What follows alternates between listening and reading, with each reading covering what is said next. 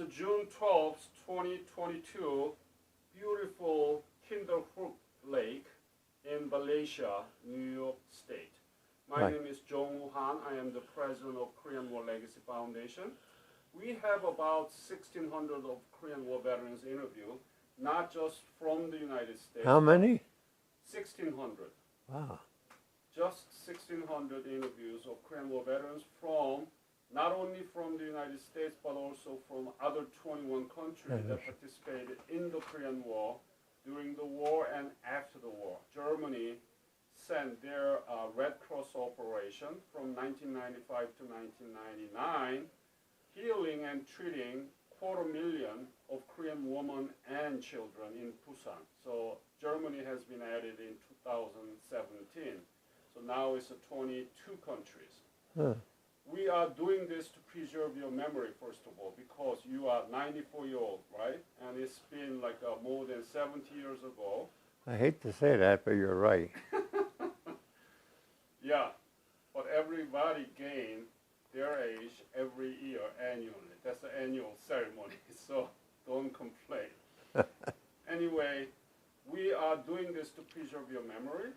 But at the same time, we want to honor your service, especially when we're talking about the Wonsan evacuation, which is very critical in the Korean War history. You mean Hungnam? Hungnam evacuation. But at the same time, also, we want to make this interview into curricular resources, as you saw in the curriculum book that I just presented to you, right? Right. That teachers can use your interview when they're talking about Hungnam and Wonsan evacuations in the Korean War. Right. Yeah, that's the best way to keep your legacy and educate our young generations about the lessons and the legacy of the Korean War. That's a good idea. Yes, sir. So it's my pleasure and great honor to meet you, and thank you for receiving us in this beautiful home right in front of Kinderhook Lake in Malaysia. Please introduce yourself. What is your name, sir? My name is Merl Smith. What is, could you spell it? M-E-R-L. That's your first name. Right. What is your last name? Smith. F M-I-T-H. S-M-I-T-H. And what is your birthday, sir? December 25. What? 1927. I'm a Christmas baby. You are a Christmas baby? That's me. Wow. That's what it's all about. Wow. So I spent my birthday over there. exactly in Korea, right? In fact, wasn't Hungnam right at Christmas? Exactly, yes. Yes. That's right. That's where I had my birthday. So you had your birthday at Hungnam? Yeah. Yeah, that was in 1950, right? So I lost track of when it was. so you were 23 there. You had a 23rd birthday at Hungnam. Yes. That's amazing. So your parents never forget your birthday. That's right. All right. All right. So you are 94-year-old. Don't say that too many times. Right. But you look great, sir. Yeah. Actually. I want to be honest, but you look great. Where were you born? Huh? Where were you born? I was born in Broad Street Park, New Jersey, Broad which is a suburb of Trenton, New Jersey. Street What Park Trenton, New Jersey? That's in New Jersey. Trenton. Right? Trenton. Yeah. Tell me about your family background at the time. Your parents, what did they do? And your sibling, how many sisters and brothers? I had three sisters and one brother. Uh-huh. And so it's a 5, right, altogether. Were you eldest? No, I was number 4. Number 4. And tell me about the educational background. What school did you go and when did you graduate high school? Where? I graduated from Hamilton High School Yeah. in suburb of Trenton, New Jersey. And then I went to Kings Point, the U.S. Merchant Marine Academy. U.S. Marine. Academy, called Kings Point. Marine Merchant Academy. To become an officer in the Merchant Marine. And when did you graduate the high school? Was it like 46. 1946? All right, so let me ask this question. Did you learn anything about Korea from your high school history class or geography class? That's always been my complaint, Uh-huh. is how little we learned about other countries, you know. In fact, I get upset now on TV that they don't give enough coverage of all these countries. Mm-hmm. I mean, Brazil, as big as Brazil is, do you ever hear anything about Brazil? Not really. Never. Not really. So you didn't learn anything about Korea from your high school? I'd say no. And a lot of other countries we never. Did you know where Korea was in the world map? Huh? Did you know where Korea was in the world map? I was so immersed in Korea later on that I can't recall what I knew beforehand. Mm-hmm. You know, I mean, I can't believe some people wouldn't know where Korea was, but. So tell me about U.S. Marine Merchant Academy. What do they learn? I mean, what did you learn from there, and how is it working? Is it 4-year or 2-year? Tell me about it, please. Kings Point is a 4-year federal academy. So set up by the federal government. Right. You gotta get into it, you know, and you either come out as a mate for the Merchant Marine, Mm-hmm. or you come out as an engineer. And what did you do? They're the two officers on the merchant ship. Right. And I was engineering. Engineering. So what does that mean, engineering? What were you able to do? What was your job description? The engine room Engine room. is steam turbines. You know, and boilers, steam turbines, all that, to make the ship go, the big ships. So you got to learn the technology of the engine room. So after you graduated from the Merchant Academy, Marine Merchant Academy, what did you do? Where did you go? I graduated in 50. Yeah. And I was looking for a job, and I went with Moore McCormick Lines. Mm-hmm. And that was it. We went to, first ship was, they wanted to. Can you speak up a little bit? Huh? Can you speak up a little bit? Oh, I'm sorry. I got these hearing aids, and to me, I'm talking real loud. And yet I'm not. So I'll speak up. Yes. Either that or I'll speak up. Yes. So where were we? So you were looking for a job, and what happened to you? Were you drafted to be the Korean War veteran, or what happened to you? I got on a ship, and they said, we're going around to San Francisco. Uh-huh. And, okay. So I signed up, Yeah. went around to San Francisco. They got to San Francisco, and they said, we're going to Japan. Do you want to stay? That's the way it is in the Merchant Marine. You sign up for these trips. So I signed on. I said, yeah, I'll go to Japan. Well, we got to Japan, and we wound up going back and forth to Korea. And we got totally involved in Korea. Yeah. So we carried goods back and forth. And then they had the Incheon invasion. Now, we didn't have any guns, you know. We were a merchant ship. Yeah.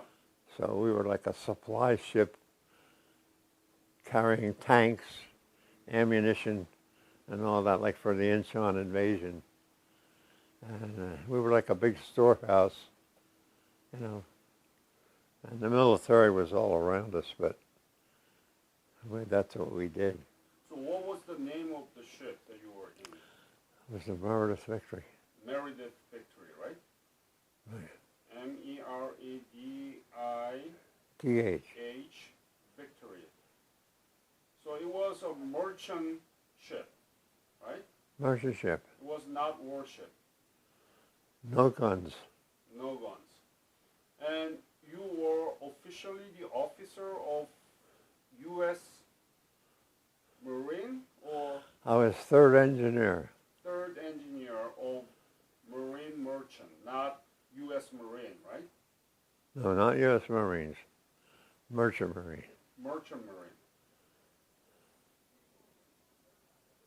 Merchant Marine, and you were third engineer. Now, the Merchant Marine is totally civilian.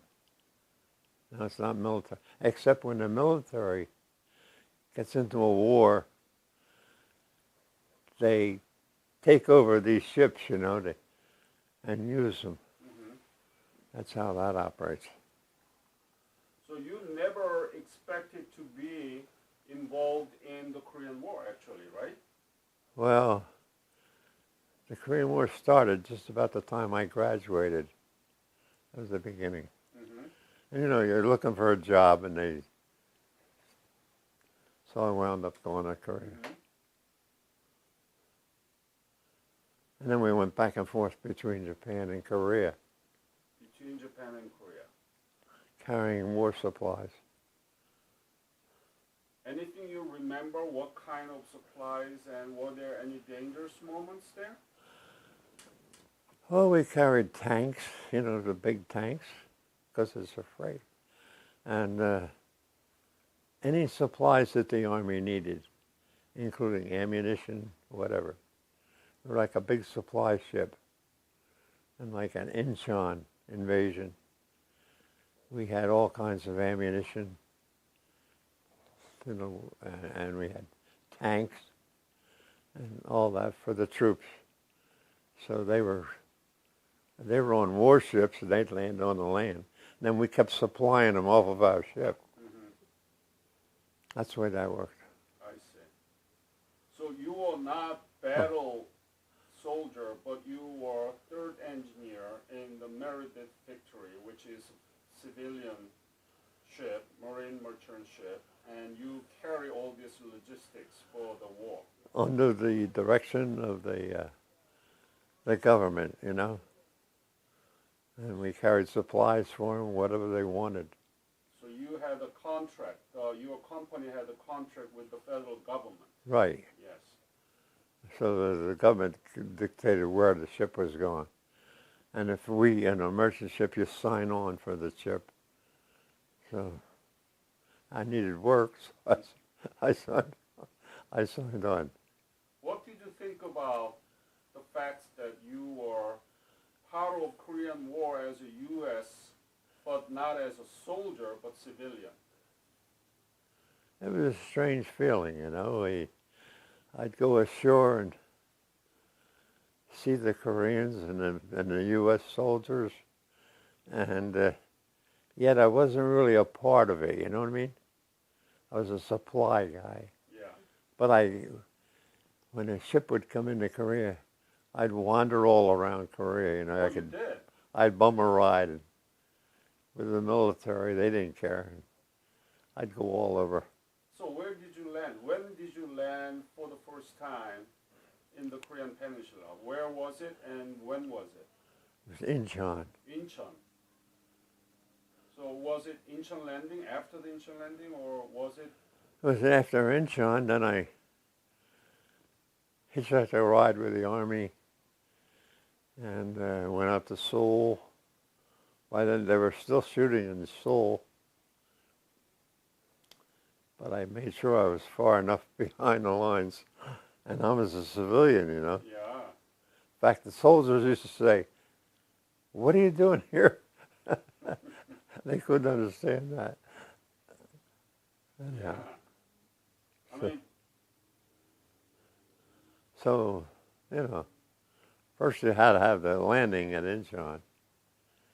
And we were a supply ship, but we didn't do any shooting, but we were behind the troops. So they kept taking stuff off to supply them. so you are in a very unique position Yeah. as a civilian, but you were part of Incheon landing, the Chromite, Operation Chromite. Very much a part. Yeah. And we had, The supply. So tell me the detail. Tell young children about the Incheon landing operation that you observed and what you did. Please detail. well, we had, before we landed, there was a small boat and they were waving a flag. And it was 4 Koreans, North Koreans, that wanted to surrender, which was sort of unique, because we didn't have any guns or anything. But so we took them aboard, 4 men, and they were our prisoners. And You did it? off the ship, they were waving the flag, so we brought them aboard. Uh-huh. They were North Koreans and wanted to surrender. They didn't want any part of the war. So. And what about, were you able to see the bombing from the U.S. warship, and were you able to see the U.S. soldiers and Marines landing in the seashore? Yeah, at Incheon. Yeah, tell me. At Incheon, I could see the warships that were shelling the shoreline, before the troops got off. Mm-hmm. And we were behind them with supplies. So that was quite a sight to see that. And I remember I was watching one morning and 2 planes come over. There was more than just U.S. troops or ships, you know what I mean? Right, yeah. So 2 planes were coming over, and one was low and one was a little higher. And they circled the whole operation, and all of a sudden they dropped their bombs on the cruiser, but they missed. And then they must have had their guns on them, but nobody knew for sure what country so they shot them out of the air and right away after they dropped their bombs. So you're talking about enemy Air Force? Yeah. Was it enemy airplane? Enemy airplanes. Ah. Yeah. But it was so mixed up with the nationalities. It seemed like no one wanted to take a shot at them, and they weren't sure. So they just everybody must have their gun pointed at them. When they dropped their bombs, they knew that was the enemy, and they all shot at one time. I see. That was it.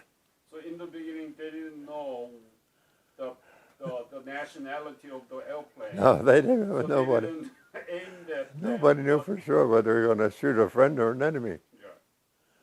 Yeah. Anything else that you remember? Bombing. How intensive was it? And Well, at Incheon, after we landed at Incheon, we were like a supply ship. So we had a lot of time after a while. And the troops had gone up. They were entering Seoul. So myself and a friend off the ship, we just bummed a ride and followed where the troops had been and went up through Korea, up to the edge of Seoul where the fighting was. And then we were going to take a plane out of there. You could do a lot then. We were at Kimbo Airport, and they had this little shack. We were in there and talking about where we wanted to take a plane to another town or something. When there was a bomb come from the enemy, they dropped a bomb. And it didn't hit us, but it hit outside on the airfield, and these troops we were talking to, the regular army, they heard the bombs and they jumped right out the windows. And we didn't know. We just stood there. So we walked around outside, and there they were. They were all bruised and battered. But anyhow. Merl, tell me about, you told me that you didn't learn nothing about Korea in your high school or in K-12 education.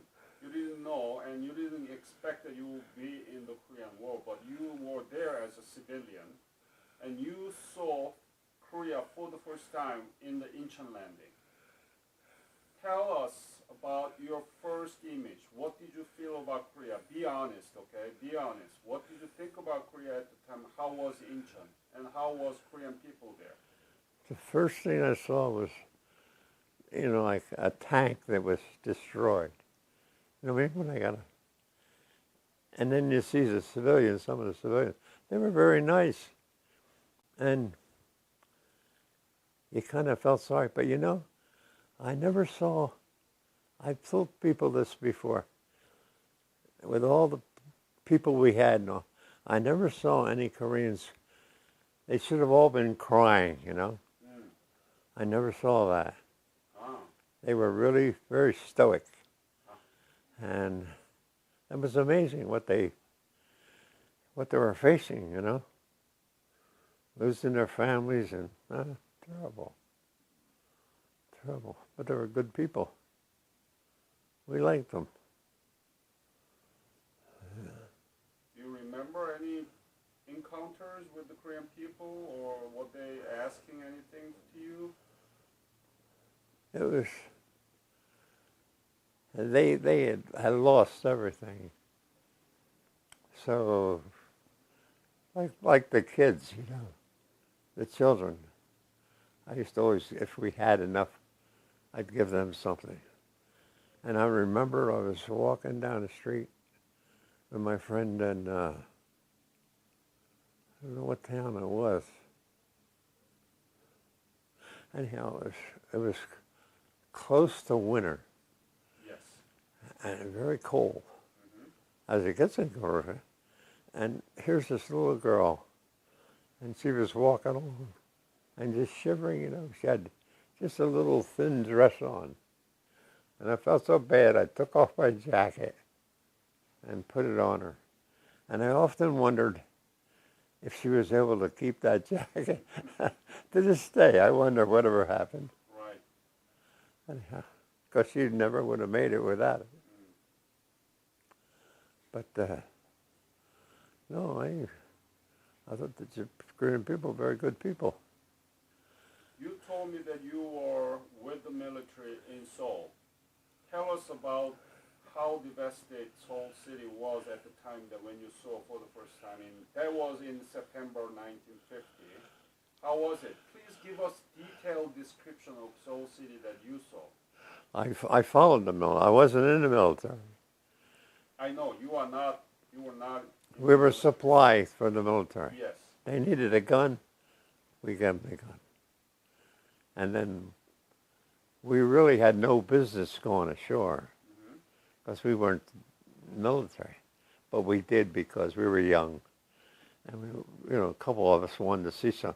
So we followed the troops up to Seoul because we had plenty of time. They were unloading our ship every day, for material.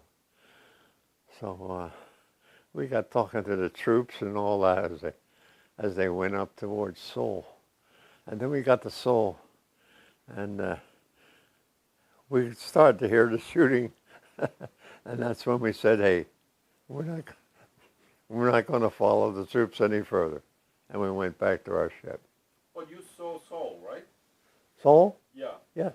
So tell me about it. How was it? How devastated Seoul City was when you saw it? Give us detailed description. Well, the houses, you only saw half a house. Everything was destroyed.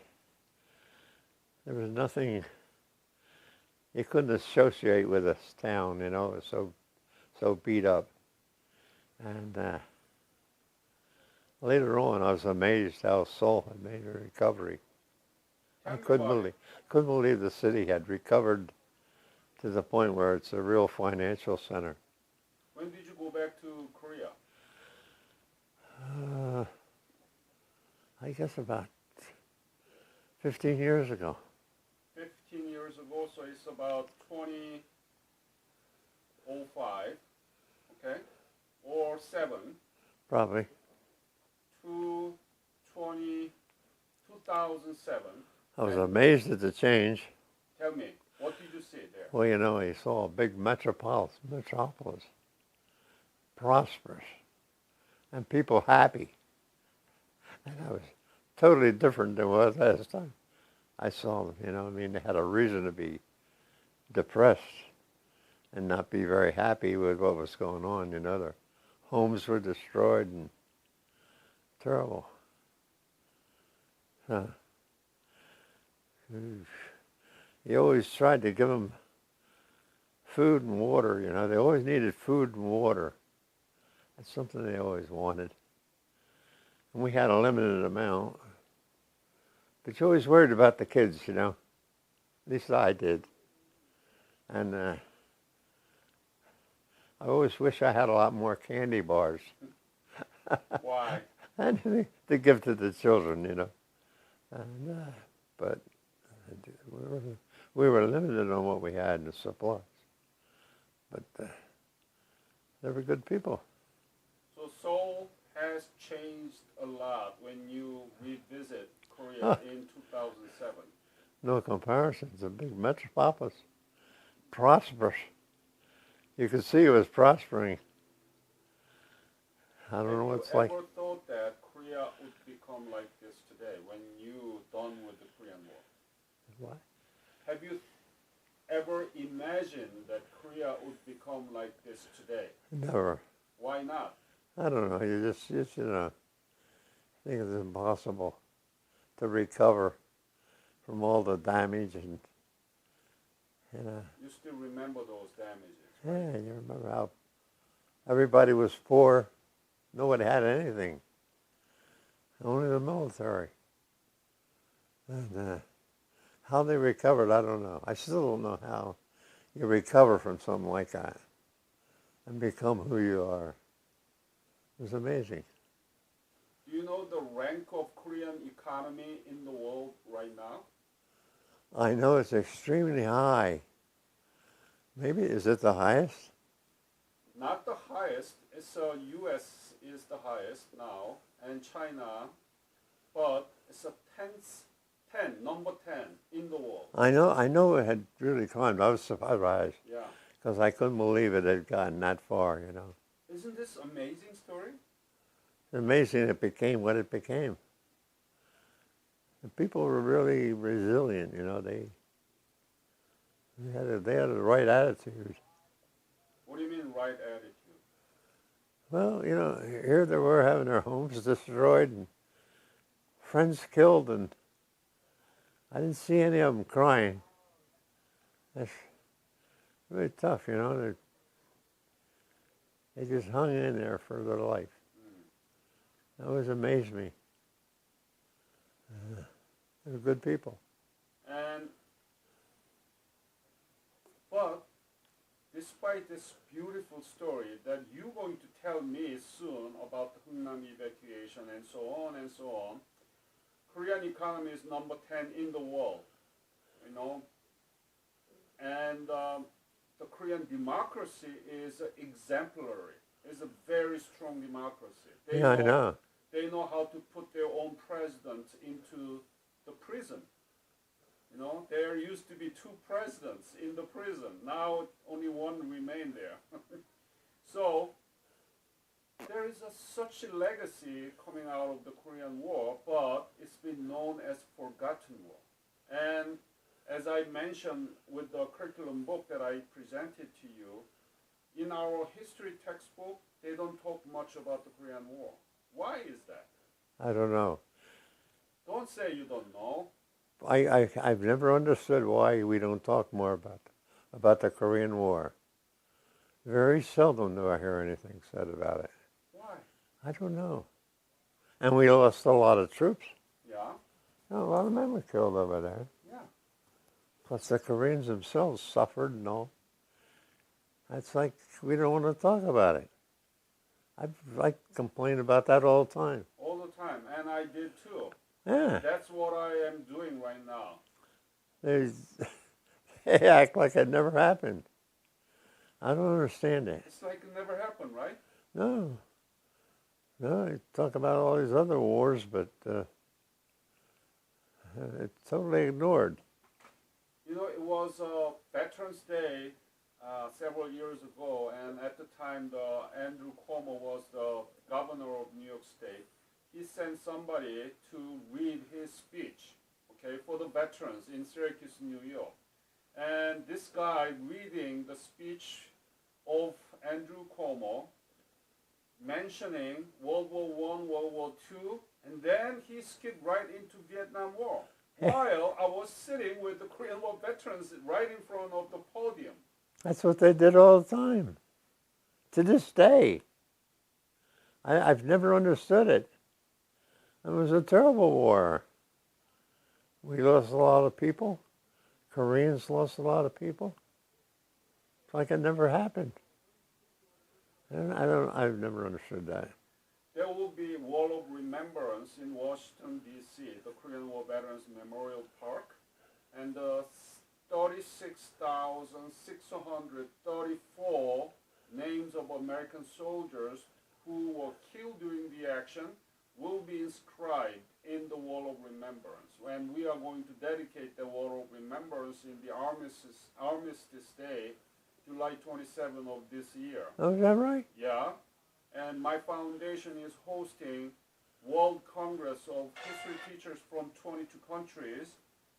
And we are doing exactly the same. And we already published another curriculum book about the Memorial Park, Korean War Veterans Memorial Park, and the DPAA, Defense POWMIA Accounting Agency. You know that, DPAA, right? We already made it, and we're going to dedicate the curriculum book to the Korean War veterans and their family, and the families of missing in action and prisoner of war. Very good, very good. Yeah. Somebody ought to remember it. That's what we are trying to do, to challenge the reality of forgotten war despite such a beautiful story. Yeah. Yeah. Yeah, because there's a lot of suffering during that period. You'd think we'd remember it. Almost 2 million Korean civilians were either killed or wounded, heavily damaged, and 500,000 enemies were killed, you know. I know, that's terrible. And now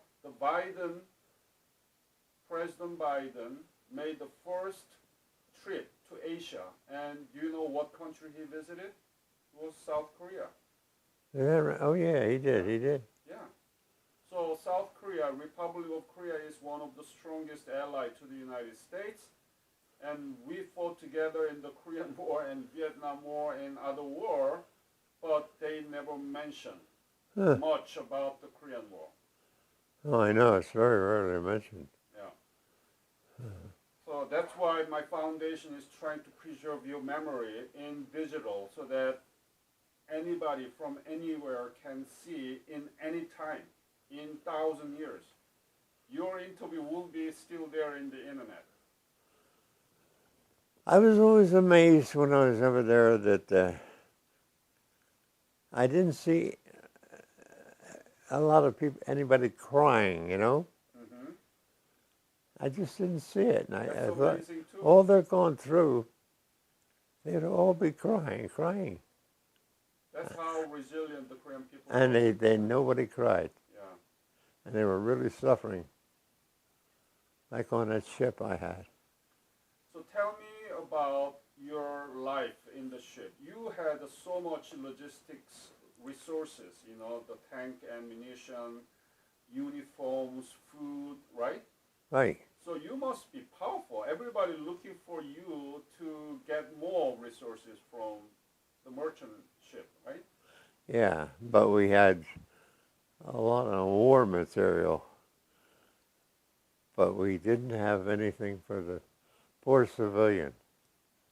Or the children. The children always bothered me. You know, nothing good to give them. Food. What about sea ration? Water, they needed water. But other than that, Did you give sea ration to the Korean children? we didn't have much. Oh. You know, we had our own supplies, and our ship was furnished based on the crew we had, which was about 48 guys. 48? But not planning on any more people. Got it.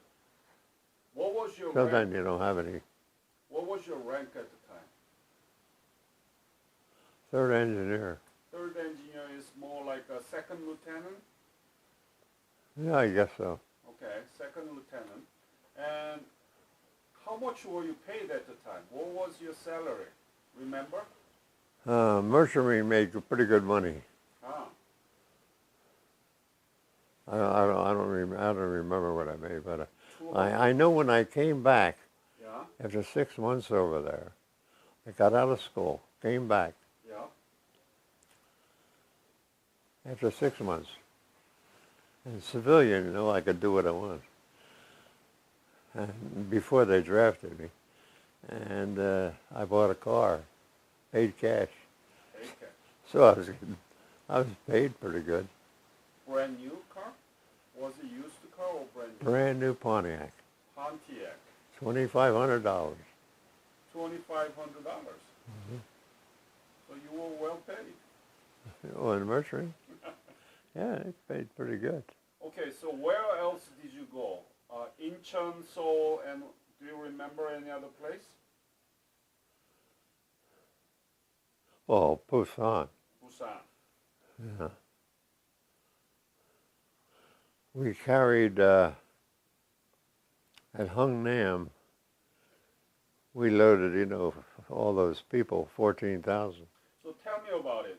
How did you end up being in the Hungnam area? Tell me all the background. Why your merchant ship, the Meredith Victory, had to be in that area?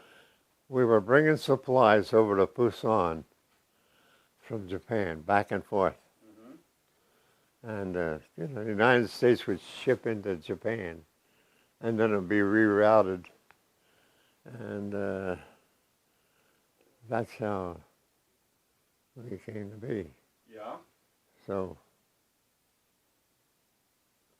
And why were you in Hungnam area? so we were down near Busan, and they said they called us, got a hold of us, and they wanted us to help the refugees and the military. Yeah. They wanted to get the military out because the Chinese had come down there, and we were losing the position. So we went up there to get the war goods out. But when we got there, there were all these Koreans begging to get out. The military was getting out. And here we were.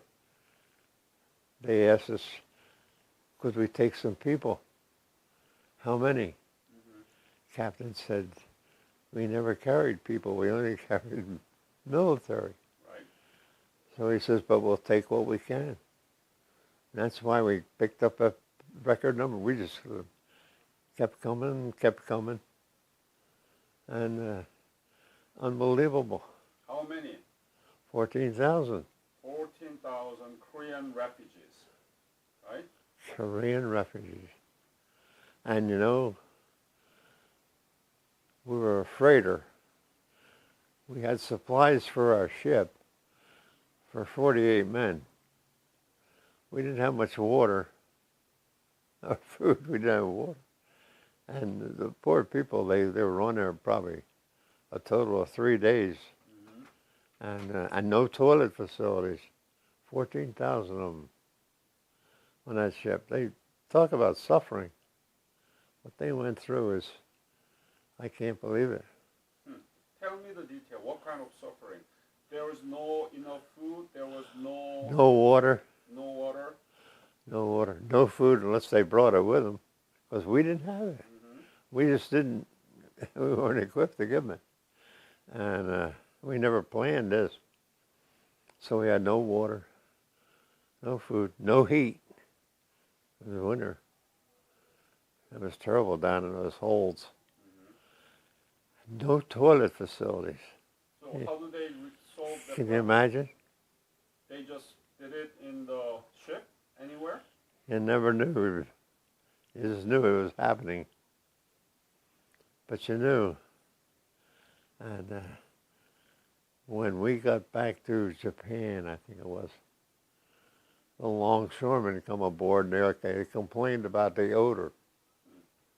We didn't even notice it, you know. But those people, like, unbelievable suffering. And But they never cried. even inside of the ship? That always surprised me. Nobody was crying. There was a lot of them. Did your ship, Meredith Victory, and the crew member and the leadership, do they want it to take that refugee, or do they don't want to? We were going to take war supplies Right. back out. But when we got there, the military commander, somebody in charge of, he asked us if we could take some people. Mm-hmm. That's when the captain said, well, yeah. He said, how many can you take? He said, I don't know. We never carried people before. That's when we kept bringing them on the ship. We went up to 14,000. So you guys wanted to take refugees to save them, right? That's why we knew they had to be saved. Yep. We had the ship. It wasn't what we planned, but that was for the occasion. These people had to get out of there. And that's what they were saying. Chinese were right behind them. You know, they blew the port up as we were leaving. It was terrible. So that's how we wound up with that number. And then we went down to Busan. And Busan said, wait, don't unload. We already have so many refugees, we can't take any more people.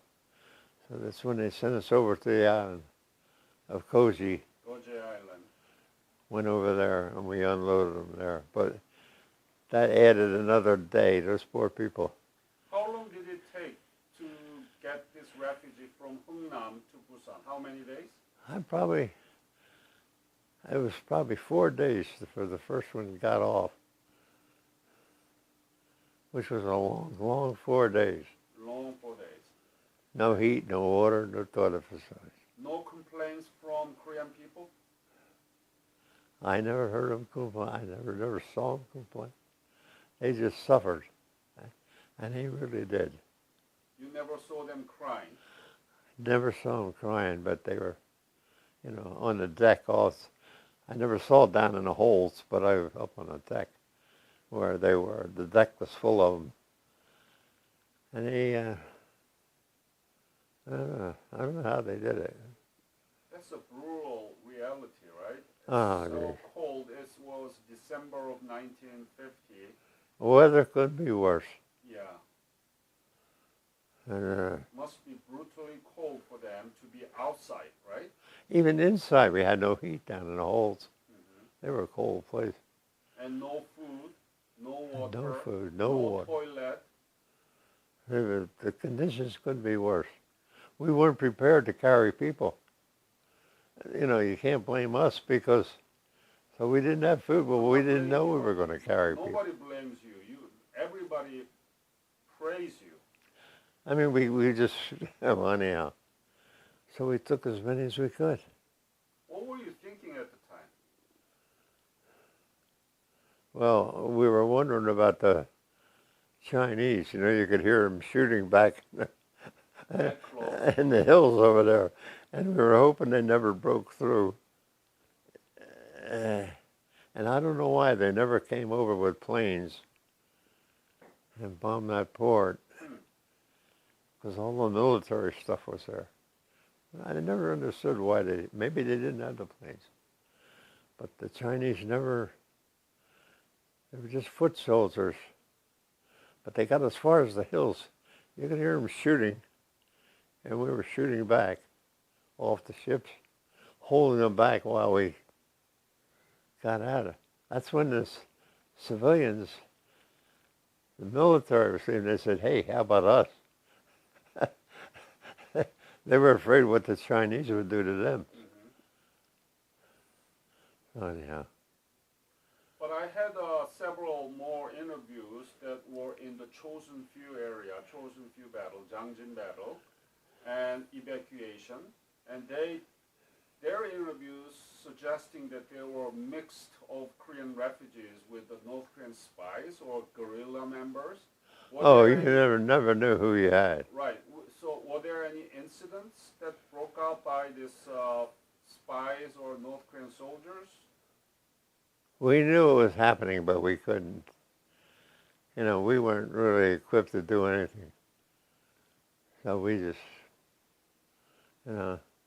So you mean in the ship, when you received 14,000 Korean refugees, there were no military soldiers from the United States there? No. No? All on the shore, helping guide the ship, but we didn't have military, and we had no guns of our own. So you didn't have a gun. 48 crew members of the Meredith Victory didn't have any weapon, and there was no U.S. soldiers watching over these 14,000 Korean refugees. No. None. None. None. So it was 48 of you and 14,000 North Korean refugees whom you never know whether they're some guerrilla members or North Korean soldiers. We never knew. We never knew. That's a miracle. We never had to take a chance. Now, when we were going there was a boat waving a flag. Yeah. And it was 4 northern soldiers who wanted to surrender. So we took them aboard and put them in a locker. And we didn't know what to do with them. That's amazing that military, U.S. military, put those 14,000 North Korean refugees into the Meredith Victory without supporting military personnel so that they can watch over those. We had no military personnel. That's amazing. None. I don't recall seeing a single. And there was no revolt, no protest, no incidents. None. Until you arrived in Busan. Right. It was amazing how well behaved everybody was, considering what they were going through. I mean, it could happen. Something happened there, so that North Koreans, they may complain and they may, attack you guys. They could have taken over the ship. We didn't know who they were. We just kept bringing them on. So wonder one of them didn't do it. We had no gun. The captain had a pistol, that's all.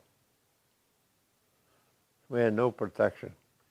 That's how well the Korean refugees really behaved inside of the Meredith Victory. Oh, they were well behaved. No problem at all. In fact, I felt sorry for them. They were tough. Very, I was always surprised what they were putting up with.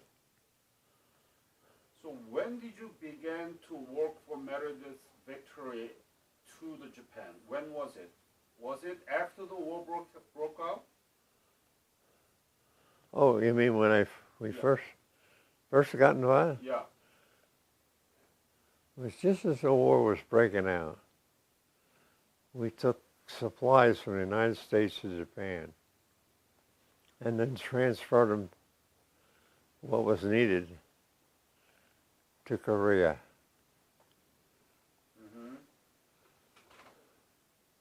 And then when did you left Korea during the war? Completely, you are done with the war. When was it? It was probably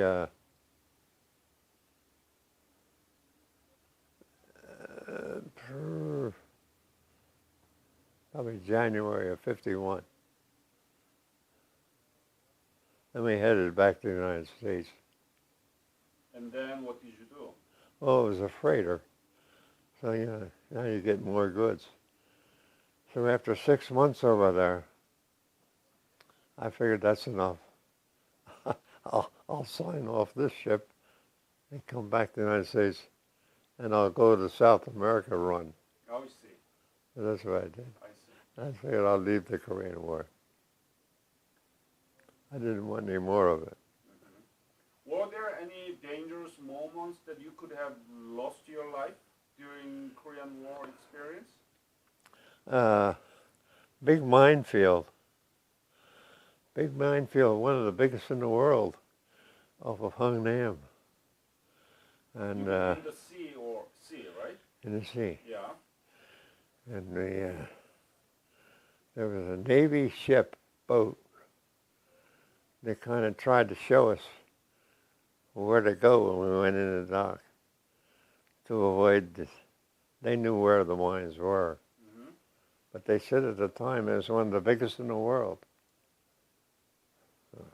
Heavily mined, sea mines. Sea mine. Yeah. Well, we didn't hit any, so I'm here today. How many years? 1950, so it's 72 years. Looking back all those experiences that you never expect to have, what do you think? How do you link the dots? And why were you there? What did you do? And what do you think about it? Give me all this. Indians? Well, I did volunteer to get there. Yeah. I didn't expect to get involved in the Korean War as much as I did. Because remember, I was on a civilian ship and I was a civilian. But I survived. Saw a lot of action. You not only survived yourself, but you made 14,000 people survive. Well, that's right. We dropped them off on that island. And like I say, that one fella came up, he gave me a big hug. He was the number 5th person born, I think. Anyhow, it's quite an experience. Did you write a letter back to your family at the time? Were you able to write letters to your family at the time? Yeah, I wrote a letter. So we'll look it up, okay? Later. But I want you to explain about this newspaper coverage. I call him Oil. That's his nickname for me. And he was on our ship. Huh. And after we got rid of all the refugees, some point in time I met him. Where did you meet him again? And we became friends and communicated, and he visited me, I visited him. And 2 years ago he moved back to Korea. Is he living in the United States or in Korea? He was living in the United States, but now he moved back about, let's say, 2 years ago, and he's living in Korea. What's his name? I have to get it up. It was very emotional. Did you cry? He did. He did. But, it really touches you, brings back all the memories. His name is Won Dong-hyuk. That's him. Yeah, Won Dong-hyuk. I called him Oil. Oh.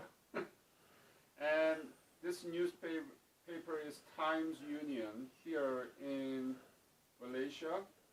That's Albany newspaper. Yeah, and the title is Savior, Survivor, Miracle Ship. Right. It was published in Saturday, May 2nd, 2009. Yeah, they came over here and they interviewed me and they interviewed him. Mm-hmm. He was with me. So we went through the whole thing with him. Man finally learns how one of the evacuees from Korea he helped save has turned out. Written by Dennis Yusko, step writer of Times Union. This is amazing. This is your legacy. That's right. Yeah. That's it. Yeah. Is there any other thing that you want to leave to this interview? No, except I think the Korean people were a very, I don't know if you call it brave or what, but they didn't break down under the tremendous pressure. You know, they stayed as to who they were. That always surprised me. I expected them all to be crying. Never. I think you are mentioning this facts many, many times over this interview. Seems to be really lingering in your head. It does. They were, you know, I couldn't have been as normal as they were under unbelievable pressure, you know. Mm-hmm. Most people couldn't, I don't think. But they stood up unbelievably well. That's the power, that's the secret that Korea become 10th largest economy in the world and the most substantive democracy in Asia and in the world right now. So it's a good example. I've heard some good things about Korea. What would you say to the Korean people now? I'd say that I admire you people and I give you credit for how you recovered from total destruction to where you are now. Unbelievable. Unbelievable. Yeah. Hard to believe. And Seoul, I can imagine what that's like.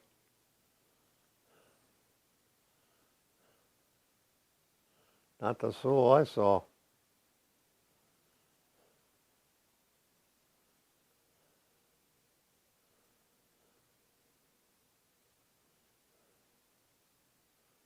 You did good job. You were in the right time at the right place.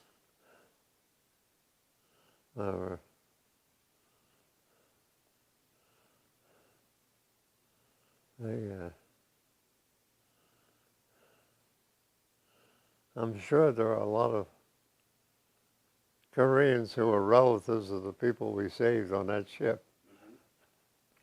Still in Korea.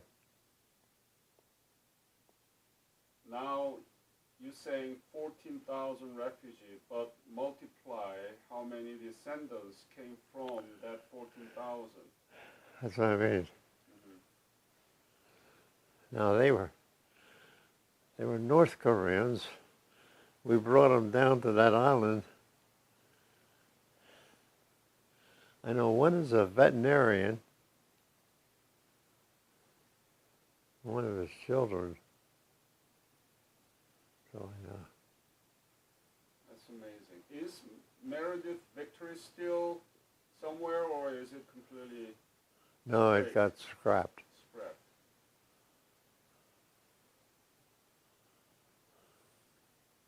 Sir, if you do not have any other things to add to this interview, I want to thank you for what you did in 1950, the December.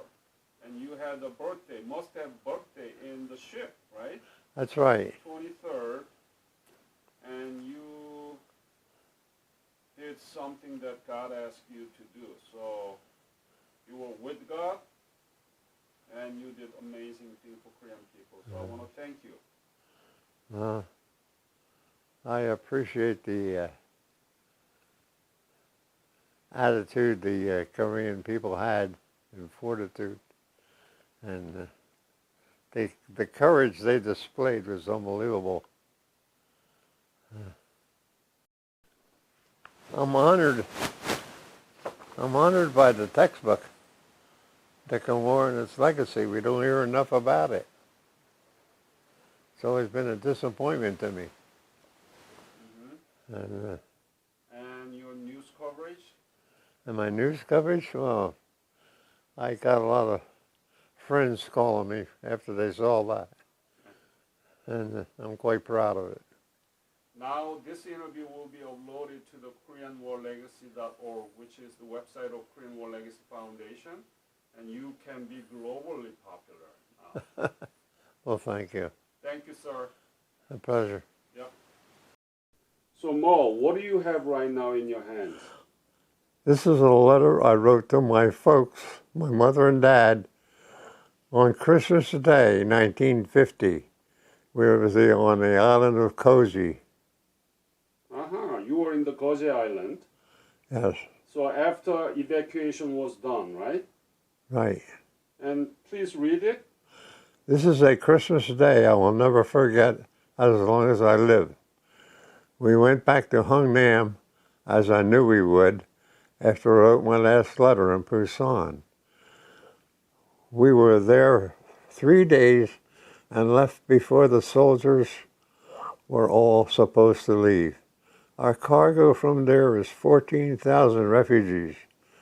We started loading them on the 22nd and left on the morning of the 23rd.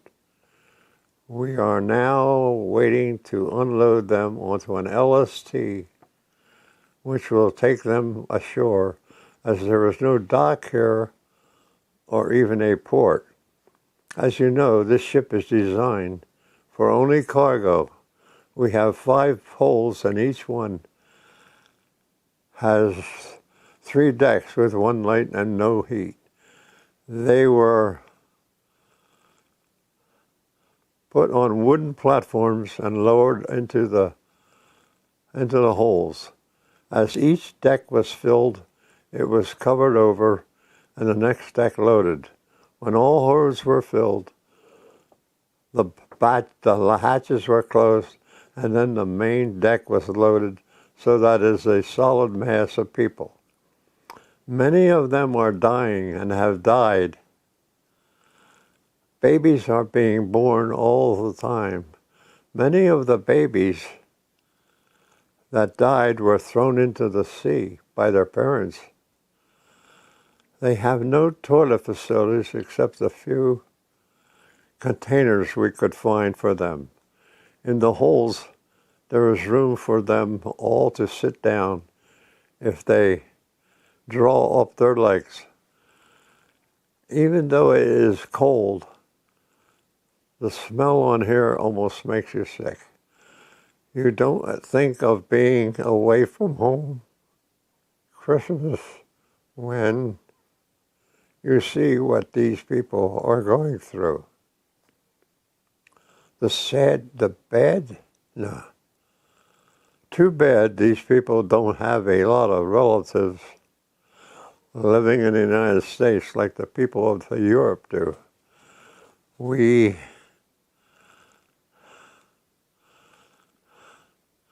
carried care packages to Germany once. I'll bet I never see that much done for these people. The people on deck are constantly begging for water, but we only carry enough for 50 men. We have given them as much as could be spared, but it is only a drop in the bucket. Just before leaving Hungnam, a little girl was stepped on and killed. The father carried her ashore and was told he had no 1 hour to bury her before we were sailed. I don't know if he ever did get back in time. I could go on I know in writing about such instances, but you have to be here to realize that when the holes are opened, opened up, it will be worse. You won't blame the conditions here on the Army. They have sent 90,000 people out of Hung Nam, and each time a ship moves into the limited amount of space,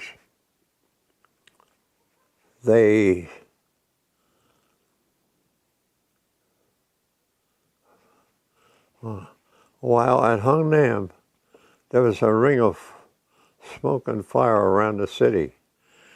In the daytime, the planes would strafe and bomb the Reds.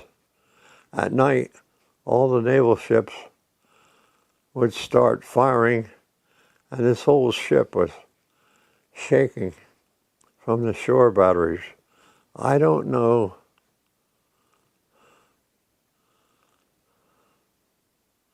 I don't see how the enemy had the nerve to keep attacking the place.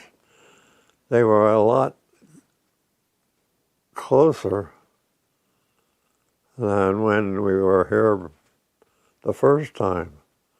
Hope all the soldiers get out okay. This is all for now. Love to all, Merl. Listen. What a letter that is.